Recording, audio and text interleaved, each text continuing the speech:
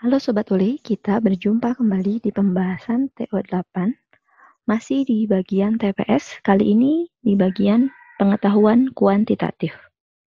Kita mulai dengan soal nomor 1.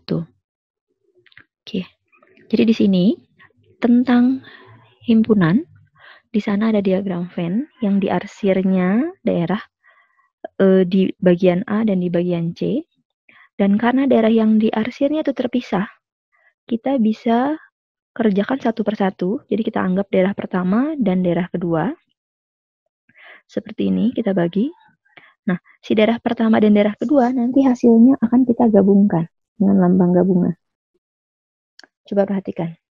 Untuk daerah pertama, di situ yang diarsir itu adalah bagian dari A, tetapi setelah dikurangi B dan dikurangi C. Jadi dia itu A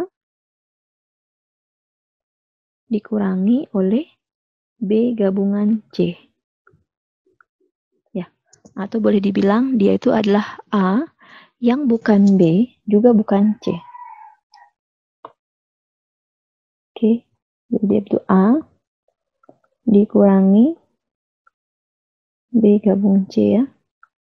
Nah, di mana diingat, di himpunan ketika A dikurangi B gabung C, itu sama dengan A diiris oleh B gabung C komplement. Nah, A diiris B gabung C komplement itu akan sama A diiriskan yang bukan B, diiriskan juga yang bukan C. Kemudian untuk di gambar yang kedua, di sana adalah C yang bukan A. Jadi C setelah dikurangi oleh A.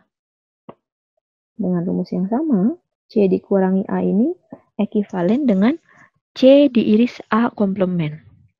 Jadi daerah 1 dan daerah 2 ini akan kita gabungkan dengan lambang gabungan.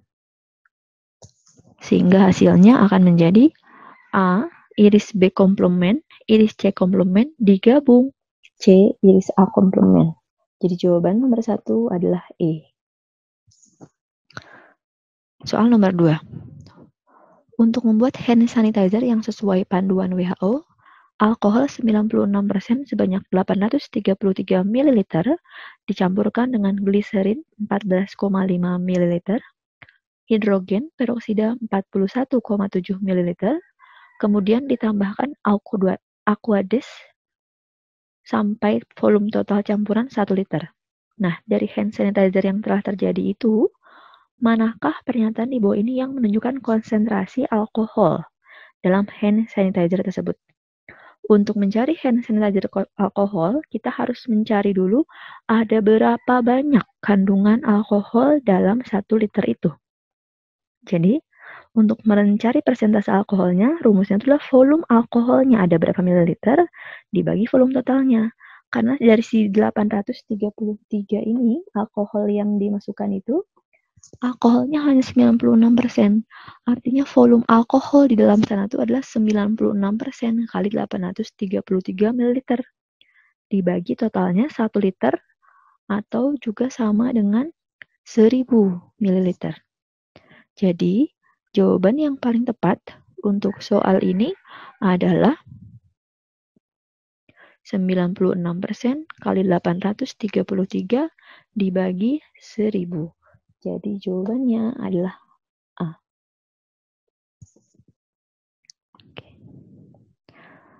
Soal nomor 3. Pada gambar di bawah ini sebuah segi 6 beraturan dengan panjang sisi A dan sebuah persegi menempel di salah satu sisinya dengan panjang sisi A juga. Jika luas segi 6 tersebut 384 akar 3 cm persegi, berapakah luas daerah dalam cm persegi dari persegi? Kita lihat ya, di sini ketika ada kata-kata segi 6 beraturan, panjang sisinya A, artinya semua sisinya panjangnya sama, yaitu A. Nah, untuk mencari luas persegi, kita anggap saja ya, si panjang sisinya itu S, si A jadi S itu sama dengan A. Untuk mencari luas persegi, kita harus mencari S kuadrat. Jadi harus nyari dulu nih, S-nya berapa. Coba, di sana diketahui lagi, luas segi 6-nya 384 akar 3. di mana luas segi 6 itu adalah sama dengan 6 kali luas segi 3. Dan kita lihat, karena dia segi 6 beraturan, jadi satu sudutnya ini 360 dibagi 6, jadi masing-masing ini 60, dan karena dia 60, otomatis ini pun pasti 60 dan 60. Jadi segitiganya adalah segitiga sama sisi. Jadi SSS. Nah, di sana diketahui luas segi 6-nya 384 akar 3, di mana luas segi 6-nya itu adalah 6 kali dari luas segitiga. Dengan menggunakan rumus luas segitiga ketika diketahui sudut, yaitu setengah kali sisi yang mengapit kali sin sudut yang diapit. Sisi yang mengapitnya itu S dan S, sudut yang mengapitnya 60 derajat. Berarti setengah kali S kuadrat kali sin 60. Jadi 384 akar 3 itu adalah 6 dikali sin 60 kan setengah akar 3 ya, dikali setengah. Jadi 1/4 S kuadrat akar 3. Jadi di sini kita peroleh kalau S kuadratnya adalah 256 ya setelahnya. Oke. Ketika S kuadratnya 256, luas persegi yang tanyakan kan S kuadrat. Artinya berarti luas persegi ini adalah 256. Jadi jawabannya adalah B. Soal nomor 4. Di sana dua garis sejajar, garis M dan N. Pertanyaannya, berapakah nilai dari P? Diingat, ketika ada garis M sejajar dengan garis N, maka pasti hubungannya itu ada di gradiennya. Dimana kalau M sejajar dengan N, maka gradien M akan sama dengan gradien N. Untuk mencari gradiennya, memang kebetulan di sana sudah diketahui ya, masing-masing 2 titik. Boleh pakai gradien yang 2 titik, yaitu yang Y2 min Y1 per X2 min X1. Boleh juga kita pakai dengan cara melihat begini. Karena si kedua garis itu miringnya ke kanan, maka kita anggap gradien kedua garis itu bernilai positif. Jadi ketika gradiennya bernilai positif, maka kita tinggal lihat selisih antara X1, X2, Y1, Y2-nya itu dianggap positif. Dimana kita lihat di sini, selisih Y-nya 2, selisih X-nya 5. Kemudian untuk garis yang hijau ini, selisih Y, X-nya P, selisih Y-nya 4. Berarti berlaku kalau 2/5 sama dengan 4/P. Jadi ini kan selisih Y ya, selisih Y-nya, dan selisih X-nya. Karena dianggapnya positif, kita ambil semua angkanya positif. Jadi di sini kita dapat kalau 2P sama dengan 20, jadi P-nya sama dengan 10. Jadi jawabannya adalah D. Oke, selanjutnya. Nomor 5. Diberikan sistem pertidaksamaan Y kurang dari min X plus A, Y lebih besar dari X plus B. Jika digambarkan pada bidang kartesius dan 0,0 adalah solusi dari sistem pertidaksamaan di atas, maka hubungan dari A dan B yang pasti benar adalah, di sini yang kita garis bawahi adalah kata-kata 0,0 adalah solusi. Ketika ada titik merupakan solusi dari pertidaksamaan, sistem pertidaksamaan, berarti si 0,0 itu kalau disubstitusi ke kedua pertidaksamaannya harus benar. Jadi sekarang kita substitusi ke pertidaksamaan. Yang pertama, 0,0 substitusi ke Y kurang dari min X plus A. Jadi hasilnya Y kurang dari min 0 plus A, atau 0 kurang dari A. Dengan kata lain, kalau 0 kurang dari A, berarti si A-nya lebih besar 0 ya. Atau dibilang A-nya itu positif. Kemudian, 0,0 itu Y lebih besar dari X tambah B. Substitusi juga 0,0-nya, jadi 0 lebih besar 0 plus B. Artinya 0 lebih besar dari B, atau B kurang dari 0. Atau B-nya tuh negatif. Jadi kita lihat, berarti hubungan antara A, B yang pasti benar. Kalau A positif dan B negatif, sudah pasti A lebih besar daripada B. Jadi jawaban kita adalah A. Oke, sekarang nomor 6. Tadi sistem pertidaksamaan, sekarang sistem persamaan. Ada AX tambah BY sama dengan 12, dan 2X tambah 8Y sama dengan 60. Pada sistem persamaan di atas, A dan B adalah konstan. Jika sistem persamaan tersebut mempunyai banyak solusi, berapakah nilai dari A per B? Ketika ada kata banyak solusi, artinya tidak hanya satu titik yang kalau kita substitusi itu memenuhi keduanya. Dengan kata lain, maka kedua titik itu ada dalam satu garis yang sama atau berimpit. Coba kita ingat kembali ya, hubungan-hubungan antara dua garis lurus. Sistem persamaan itu hubungannya bisa begini. Jadi ketika kalian mengeliminasi, dapat satu titik, maka hubungannya seperti ini. Satu solusinya. Nah, tapi kalau misalnya si garis itu sejajar, gradiennya sama, tapi si nilai konstantanya berbeda, maka kita tidak akan mendapatkan nilai X atau Y-nya. Tidak ada solusinya. Nol solusinya. Dan terakhir yang ini. Jadi yang ini tuh adalah dua buah garisnya berimpit, nempel. Artinya solusinya banyak sekali titik yang memenuhi keduanya. Gitu. Untuk yang satu solusi, syaratnya tuh, jadi ketika ada persamaan, dia pasti tidak sejajar. Makanya dia akan mendapatkan titik potong. Nah, untuk solusi yang 0, dia sejajar, tapi konstantanya tidak sama. Nah, untuk yang banyak solusi, dia sejajar, konstantanya pun sama perbandingannya. Jadi perbandingan antara koefisien dengan perbandingan konstantanya sama. Artinya berarti dari soal di sini kita lihat karena dia banyak solusi atau berimpit, maka berlaku kalau koefisien ini dibagi ini harus sama dengan ini dibagi ini. Dan harus sama dengan 12/60. Tapi di sini yang ditanyakan hanya bentuk A per B-nya saja. Ketika kita tuliskan A per 2 sama dengan B per 8, maka kita peroleh kalau A per B sama dengan 2 per 8. Jadi jawabannya adalah C. Oke, soal nomor 7. Pada tahun 2018, BD membeli sejumlah saham PTX. Di tahun 2019, harga saham PTX naik 20%. Tetapi di tahun 2020 turun 19%. Nah, jika dihitung dari pembelian awal, jadi asumsinya di tahun 2018 itu ya, maka saham yang dipunyai BD akan mengalami ketika bertemu soal seperti ini, alangkah lebih baiknya kalau kita misalkan saja si BD itu tahun 2018 sahamnya beli berapa banyak, agar lebih mudah menghitung persentasenya. Nah, agar lebih mudah, maka kita ambil awalnya itu, misalkan 2018 tuh dia membeli 100. 2019 naik 20%. Artinya jadi 120% dari awal. 120% jadi 100, jadi 120. Tahun 2020 turun 19%. Jadi dari 120 ini turun 19%, tinggal 81%-nya.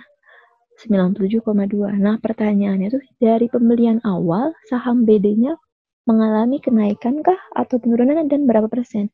Kita lihat si awalnya kan dia 100. Ya, hasil akhirnya 97,2. Kita lihat dari 100 ke 97,2 itu selisihnya adalah min 2,8%. Ya, karena dia negatif, artinya mengalami penurunan. Penurunannya berapa persen? Tinggal kita lihat, min 2,8 itu dari total awal, dari si 100. Berarti min 2,8 per 100 kali 100%. Jadi jawaban kita adalah penurunan sebanyak 2,8%. Oke, selanjutnya soal nomor 8. Dua buah bilangan bulat berbeda X dan Y dipilih dari bilangan bulat genap positif yang kurang dari 11. Jika Z sama dengan X plus Y dan Z kurang dari 11, manakah bilangan berikut ini yang mungkin sebagai jumlah dari X, Y, dan Z? Oke, katanya X dan Y itu adalah bilangan bulat berbeda yang dipilih dari bilangan bulat genap positif kurang dari 11. Genap positif kurang dari 11 itu kan hanya 2, 4, 6, 8, 10. Ya, tapi di sana dipilih laginya katanya kalau si Z-nya itu adalah bentuk X plus Y dan Z-nya harus kurang dari 11. Kita lihat ya. Jadi ini. Ketika bilangan genap tambah genap kan pasti genap. Sekarang misalnya saya ambil X-nya 2. Y-nya 4, maka Z-nya itu 2 tambah 4, 6 memenuhi, dia kurang dari 11, sehingga hasil X plus Y plus Z-nya adalah 12. Jadi satu saja, satu benar. Sekarang kalau X-nya 2, berarti C dan D salah ya, karena satu benar. Sekarang kalau X-nya masih tetap 2, Y-nya 6, maka Z sama dengan 8. Jadi X tambah Y tambah Z sama dengan 16. Artinya 3 juga benar ya. Kemudian kita ambil kalau X-nya 2, Y-nya 8. 2 tambah 8, 10. Maka X tambah Y tambah Z-nya adalah 20. Di sana 20-nya tidak ada. Kemudian kalau kita ambil X-nya 4, Y-nya 6. Z-nya 4 tambah 6, 10 masih kurang dari 11. X plus Y plus Z-nya 20 juga. Kita lihat lagi, kalau X-nya 4, Y-nya 8 sudah tidak mungkin. Jadi, yang mungkin menjadi jumlah dari X plus Y plus Z hanya angka 12, 16, dan 20. Di soal ini berarti yang mungkin hanya option A dan 1 dan 3 saja ya. Di 1 dan 3 itu jawabannya berarti B. Oke, soal nomor 9. Data yang diperoleh sampai tanggal 27 Maret 2020, jumlah orang yang tercatat positif terkena virus COVID-19. Kita lihat sini ya, ada Cina, Italia, Amerika, Jerman, Iran, Indonesia. Katanya persentase kematian rata-rata di negara di seluruh dunia itu dibandingkan yang tercatat adalah 4,51%. Persentase kematian rata-rata di seluruh negara di dunia yang meninggal adalah 4,51%. Pertanyaannya, negara manakah yang punya resiko kematian lebih tinggi daripada rata-rata? Kita lihat ya, untuk mencari persentase itu kan berarti kita lihat yang meninggalnya berapa, dibagi total kasus contohnya. Ya, kalau untuk Cina misalnya, yang meninggalnya 3.293 dibagi 81.961 kali 100%. Nah, hasilnya berapa? Jadi kita lihat, agar menghitungnya tidak terlalu susah, kita karena 4,51% itu lumayan susah juga ya, harus pakai kalkulator. Kita lihat, kita akan membandingkan, mencari dulu 10%-nya, 5%-nya, 4,51% karena untuk 10%-nya lebih mudah ini. 10% dari 81.961 adalah 8.196. 5%-nya dibagi 2 lagi, 4.100. Nah, 4,51-nya bisa jadi ya. Jadi kita masih belum tahu nih, apakah Cina itu persentasenya lebih tinggi atau lebih rendah dari 4,51%. Jadi si 3.200, karena kan 5%-nya 4.100, artinya 4,51% di bawah itu, tapi kita tidak tahu apakah di atas atau di bawah dari 3.293. Kita coba, jadi 1 kita belum tahu, kita cek 3. 10% dari Amerika, 63.570 adalah 6.357. Nah, 5%-nya kurang lebih 3.100. Sedangkan yang meninggal hanya 884, itu masih jauh di bawah 3.100. Jadi tidak akan mungkin dia itu 4,51%-nya. Jadi yang 3 pasti salah. Karena 3 pasti salah, berarti option A, B, E itu kita eliminasi. Sekarang kita cek nomor 2, Iran. Iran 10%-nya 2.940. 5%-nya 1.500. Karena 5%-nya saja 1.500, yang meninggalnya 2.234, itu di atas 1.500, di atas 5%, berarti sudah pasti di atas 4,51%. Berarti ketika 2 benar, C dan D, pilihan kita hanya C dan D, berarti jawabannya pasti 2 dan 4 yang benar. Jadi jawabannya adalah C. Nomor 10. Perhatikan pertanyaannya ya. Apakah hasil kali A, B positif? Putuskanlah pernyataan 1 dan 2 berikut cukup atau tidak untuk menjawab pertanyaan tersebut. Di sini apakah ya? Jadi cukup itu ketika kita bisa bilang yang atau tidak. Ketika kita bilang hanya bisa bilang benar atau salah. Pernyataan pertama. A kali B kali C negatif. Apakah AB-nya positif? kita lihat. Ya, untuk membantu mengerjakan soal bentuk seperti ini, kalian boleh memakai bagan, kecuali kalau sudah hafal, satu saja benar A, dua saja benar B, C itu dua-duanya digabung baru benar, D 1 dan 2 masing-masing cukup, yang E-nya udah digabungin juga masih belum cukup gitu. Tapi kalau misalnya masih pusing gimana caranya, nah diagram ini bisa membantu ya. Jadi kalau 1 itu benar, berarti kita melangkah ke sebelah kiri ya. Jadi kalau dia salah, tidak cukup. Jadi kalau 1 cukup, berarti kita bergerak ke kiri, 1 tidak cukup, bergeraknya ke kanan. Kita lihat. Nomor 1, A, B, C negatif. Ketika A, B, C negatif, yang kita cari kan AB-nya. Jadi C-nya kita pisahkan ya. Ketika C-nya positif, maka kalau hasilnya A, B, C negatif, AB harus negatif. Ketika C-nya negatif, maka AB-nya positif. Jadi apakah AB besar dari 0? Bisa ya, bisa tidak. Ya, berarti ini kan, ini negatif, berarti tidak. Positif, berarti ya. Karena masih bisa tidak bisa ya, berarti 1 saja tidak cukup. Karena 1 aja nggak cukup, berarti kita geraknya ke sini. Jadi option yang D dan A kita eliminasi. Oke, nah sekarang kita lihat pernyataan yang kedua. Katanya kalau B kuadrat C positif, bagaimanakah dengan AB-nya? Kalau B kuadrat C positif, maka si B kuadrat itu pasti positif. Supaya hasilnya positif, C juga harus positif. Tapi tetap aja kita nggak bisa tentuin apakah AB-nya positif atau negatif. Karena B-nya sendiri pun belum tahu ini. Kalau dikuadratkan positif, bisa saja B-nya negatif atau B-nya positif. Jadi, pernyataan 2 saja pun tidak cukup. Kalau kita lihat di tabel, 2 saja pun nggak cukup. Berarti option B-nya tidak mungkin. Kita geraknya ke kanan lagi. Sekarang coba digabung. Kalau 1 dan 2 digabungkan. Kan dari yang kedua kita dapat nih ya, kalau B kuadrat positif maka C-nya positif. Kalau C-nya kuadrat positif, kemudian A kali B C-nya negatif, jadi yang diambil yang ini. Jadi ketika C-nya itu positif, maka si AB-nya pasti negatif. Maka apakah AB lebih besar dari 0? Jawabannya pasti tidak.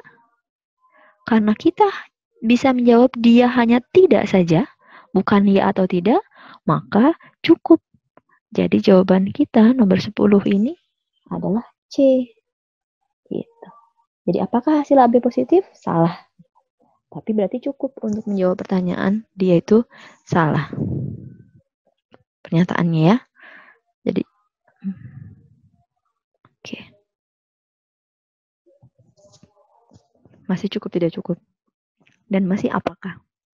Apakah garis P dengan gradien M dan garis Q dengan gradien N saling tegak lurus? Putuskanlah apakah pernyataan 1 dan 2 berikut cukup untuk menjawab pertanyaan tersebut. Kita lihat. Di sini, M tambah N sama dengan 2, M tambah 2 sama dengan 2N. Oke, garis P dan garis Q saling tegak lurus. Syarat 2 garis saling tegak lurus adalah gradiennya min 1, di mana M itu gradien P dan N itu gradien Q. Berarti mereka saling tegak lurus ya, gradiennya min 1. Oke, sekarang pernyataan yang pertama, M tambah 2 sama dengan N. Kalau saya ambil M-nya min 1, ke persamaan ini dapatlah N-nya 1. Dikalikan benar, M kali N-nya min 1. Berarti dia, apakah mereka tegak lurus? Ya, kita bisa jawab dia tegak lurus. Tapi, kalau misalnya, sekarang kita ganti si angkanya. Dia benar ya. Sekarang kalau diganti, angkanya M-nya 1, N-nya 3. M kali N-nya sama dengan 3. Apakah dia tegak lurus? Tidak, karena bukan min 1 kan. Berarti ini bisa ya, masih bisa tidak. Oke, berarti masih bisa ya, masih bisa tidak. Berarti jawabannya tidak cukup. Sama ya, kalau 1 nggak cukup berarti kan daerah sini sudah pasti salah. Kita geraknya ke kanan. Jadi jawaban yang A sama D sudah pasti kita eliminasi. Sekarang untuk yang pernyataan yang kedua, M tambah 2 sama dengan 2N. M tambah 2 sama dengan 2N. Kita coba lihat hubungannya harus memenuhi M kali N sama dengan min 1. Kita akan cek apakah ada nilai M dan N yang memenuhi. Jadi kalau Mn sama dengan min 1, maka N-nya sama dengan min 1 per M. Kita substitusiin ke persamaan yang M plus 2 sama dengan 2N. Ke sini kita dapat kalau M plus 2 sama dengan 2 kali min 1 per M. Kedua ruasnya kali M, sehingga kita peroleh persamaan kuadrat. M kuadrat tambah 2M plus 2 sama dengan 0. Kita cek di sini, adakah nilai M yang memenuhi? Ternyata diskriminannya negatif. Ketika diskriminannya negatif, maka tidak ada nilai M yang memenuhi. Dan karena tidak ada nilai M yang memenuhi, maka tidak ada M yang memenuhi kalau dikali N sama dengan min 1, dan M tambah 2-nya sama dengan 2N. Jadi, 2 saja cukup untuk menjawab pertanyaan. Karena kalau M tambah 2-nya sama dengan 2N, maka si P dan Q pasti tidak saling tegak lurus. Berarti jawaban kita karena 2 saja cukup, berarti ya, 2 sajanya, berarti jawaban kita adalah B.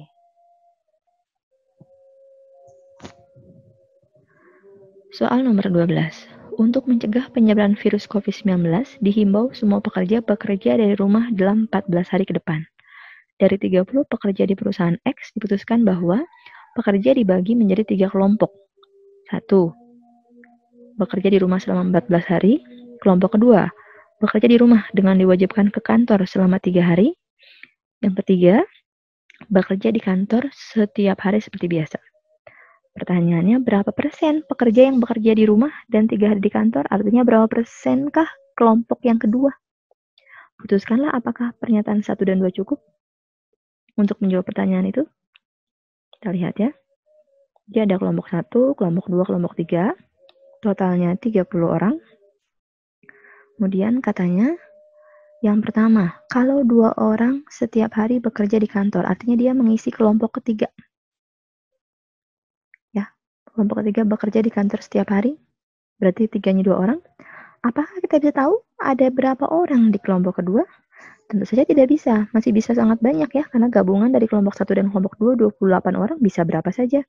Jadi kalau begitu, pernyataan 1 saja tidak cukup. Berarti A sama D salah. Option A dan D tidak mungkin kita pakai. Sekarang kita coba pernyataan yang kedua. Ketika pernyataan kedua ini kita masukkan, kita hapus dulu semua ya. Jadi kita anggap tidak ada. Nah, katanya 70% pekerja bekerja di rumah selama 14 hari. Yang pekerja di rumah itu adalah kelompok 1. 70% dari pekerja berarti 70% dari 30, 21 orang. Nah, ketika 21 orang yang bekerja di rumah, ada berapa orang yang bekerja di rumah dan ke kantor? Berarti kelompok 2-nya berapa? Sama. Kelompok 2 dan kelompok 3 juga masih nggak tahu kita berapa. Berarti tetap 2 saja pun tidak bisa. Jadi karena 2 saja pun tidak bisa, option B juga salah ya, tidak cukup dia. Kalau digabung, bagaimana? 2 orang setiap hari bekerja di kantor seperti biasa, berarti kelompok 3 ada 2 orang. 70% bekerja di rumah selama 14 hari, artinya 70% dari 30, 21 orang di kelompok 1. Bisakah menghitung kelompok 1? Bisa. Berarti kelompok 1-nya ada 7 orang. Berarti 1 dan 2 digabungkan cukup. Ketika 1 dan 2 digabungkan cukup, maka jawaban kita adalah C. Oke. Selanjutnya, nomor 13. Diketahui, mutlak X plus 2 lebih kecil dari 5. Manakah hubungan yang benar antara kuantitas P dan Q berikut berdasarkan informasi tersebut? Untuk soal ini, kita akan pilih nilai X-nya ya. Jadi kalau X-nya kita pilih 1, maka mutlak 1 plus 2 kurang dari 5 kan benar. Dan mutlak X-nya itu sama dengan 1. Karena si P-nya itu mutlak dari X, mutlak dari X 1. Dan kita lihat kalau 1 itu kurang dari 5. Berarti P kurang dari Q. Tapi kalau misalnya saya ambil si X-nya itu min 6. Masukkan ke pertidaksamaan mutlaknya. Min 6 tambah 2 itu min 4. Dimutlakkan pun masih 4, masih tetap kurang dari 5 benar. Dia memenuhi pertidaksamaannya. Tetapi ketika kita melihat nilai P-nya adalah mutlak dari min 6 sama dengan 6. Ternyata mutlaknya lebih besar daripada Q. Jadi P-nya bisa lebih kecil dari Q, P-nya juga bisa lebih besar daripada Q. Berarti kalau begitu masih dua-duanya bisa. Artinya apa? Hubungan A sama D ini masih belum bisa ditentukan dari informasi yang diberikan. Jadi untuk nomor 13, jawaban kita adalah D. Oke. 14. Pada gambar di bawah ini ada segi 6, segi 5 ya. Ini 1, 2, 3, 4, 5. Segi 5. Manakah hubungan yang benar antara kuantitas P dan Q berikut ini berdasarkan informasi tersebut? Di mana Y-nya itu sudut di luar, X-nya sudut di dalam ya. Kita lihat. Oke. Kalau dia segi 5, berarti dia terbagi menjadi 5 buah segi yang sama, segitiga yang sama besar, yang kongruen. Terus kita lihat ambil satu sudut saja ya, ambil sudut segitiga BOC. Kita lihat pada bangun segi 5 beraturan ini, sudut BOC-nya 360 dibagi 5. Jadi ini besarnya 72.